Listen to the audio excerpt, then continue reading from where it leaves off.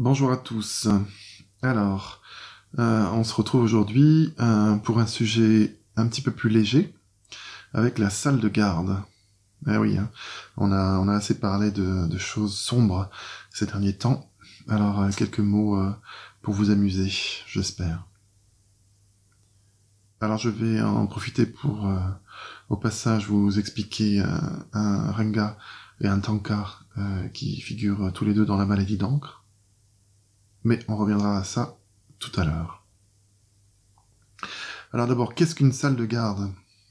Eh ben, bon, c'est avant tout un lieu de restauration où tous les médecins se retrouvent pour déjeuner à midi et où les équipes de garde vont dîner la nuit. Enfin, le soir, enfin quand ils peuvent en fait. Donc la salle de garde est à l'internat où on a également une chambre ou un petit coin, enfin ça dépend, pour dormir la nuit, si jamais celle-ci n'est pas trop agitée. Alors à midi, il y a des règles à respecter. Alors déjà, il y a ce qu'on appelle un économe. C'est un des médecins qui aura été désigné comme le chef par tous les autres.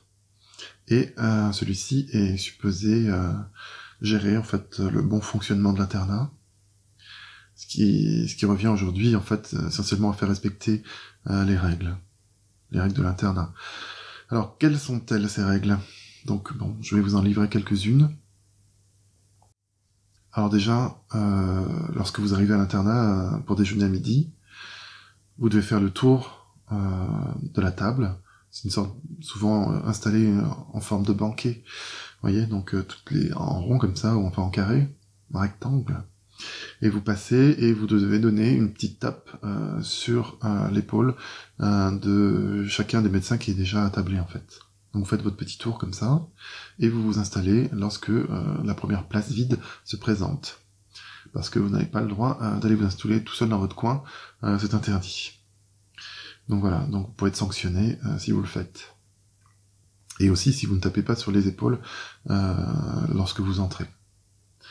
Donc, il y a d'autres choses, par exemple, donc il y a tous les médecins, hein, c'est-à-dire que vous pouvez avoir des praticiens hospitaliers, vous pouvez faire des chefs de clinique, vous pouvez avoir des internes, des externes. Et donc l'externe, c'est le rang le plus petit, en fait. Et donc c'est celui qui va, théoriquement, imaginons, il y a le téléphone qui sonne pour appeler un des médecins dans son service pour une urgence ou une question, c'est l'externe qui va se lever, qui va répondre au téléphone. Et si jamais il ne demande pas à l'économe l'autorisation de se lever, eh ben il peut être sanctionné, soit lui ou soit son interne responsable en fait. Bon, ça dépend. Qu'est-ce qu'il y a d'autre? Vous avez une interdiction formelle de faire tomber quelque chose par terre, du genre un couvert, une petite cuillère, quelque chose. Et des fois, même si ça peut rester discret, que personne vous a entendu, que l'économe ait aucun de ses sbires qui vont souvent déjeuner juste à côté de lui, parce qu'ils arrivent en même temps, s'ils vous ont pas entendu, eh ben vous pouvez être quand même gentiment dénoncé par votre voisin, ce qui est très drôle et très sympathique. Et vous êtes dénoncé à l'économe. L'économe, il a fait tomber sa cuillère. Et bon alors là, c'est parti. Qu'est-ce qu'il y a d'autre? Interdiction de parler boulot à table. Voilà, sinon là aussi vous pouvez être dénoncé par votre voisin. Économe, il parle travail, ou on lui parle d'un patient, quelque chose comme ça. Alors là, bonjour. Voilà, bon, il y en a d'autres.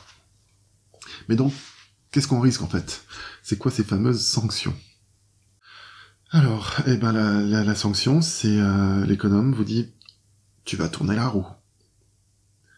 Ok, donc tourner la roue. Donc il y a une grande roue en fait qui est sur un mur qu'on peut faire tourner et elle est divisée en fait en quartiers et sur chacun il y a une sanction.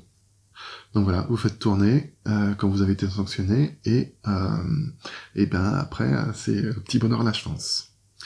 Donc vous pouvez tomber sur des trucs plus ou moins délicats. Donc déjà montrez vos fesses à tout le monde. Bon.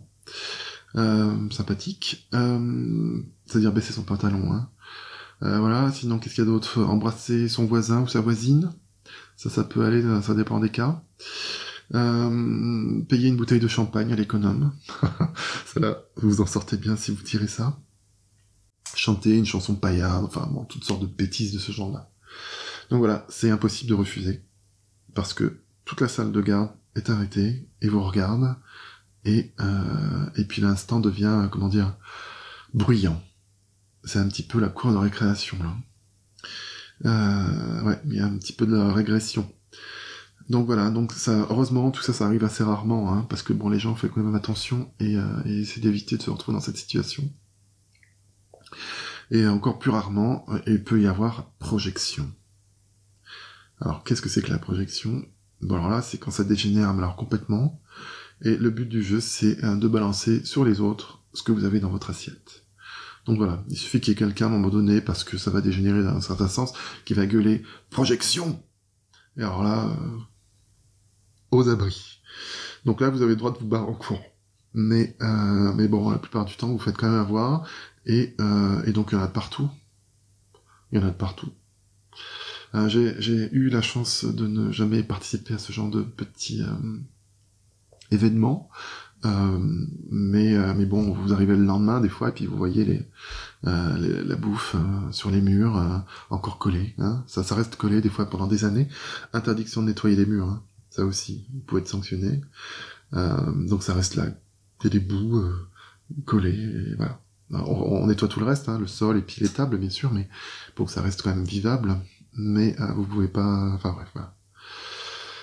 Donc, la bouffe qui a été projetée peut recouvrir certains détails des fresques, franches tendances pornographiques qui ont été dessinées dans cette fameuse salle de garde. Au cours du temps, la succession des internes, des chefs et tout ça, enfin chacun y allait. Et le soir, souvent, quand il y a des médecins un petit peu artistes qui lâchent un petit peu leur créativité, on rajoute deux ou trois petites choses. Donc j'en suis, hein, je plaide coupable. J'ai fait mes petits dessins, mais malheureusement, les salles de garde sont en train de disparaître.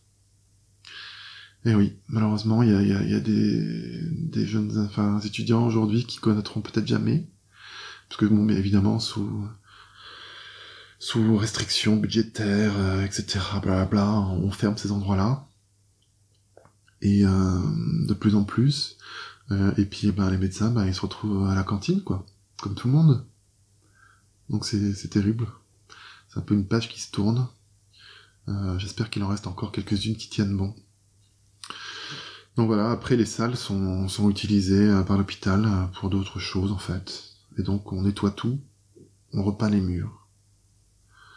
Donc moi j'étais un petit peu triste en apprenant donc que la fermeture de la salle de garde de l'hôpital Saint-Maurice dans le 94, où j'ai passé pas mal de temps.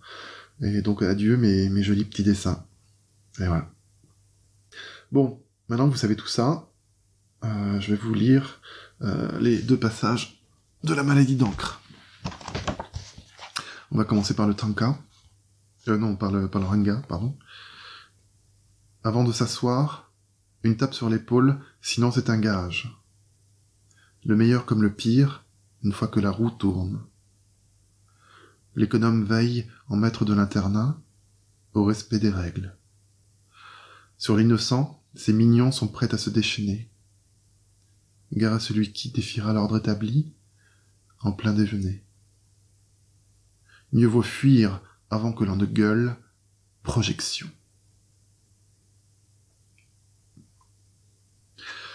Ça c'est page 23. Et le petit tanka, page 20.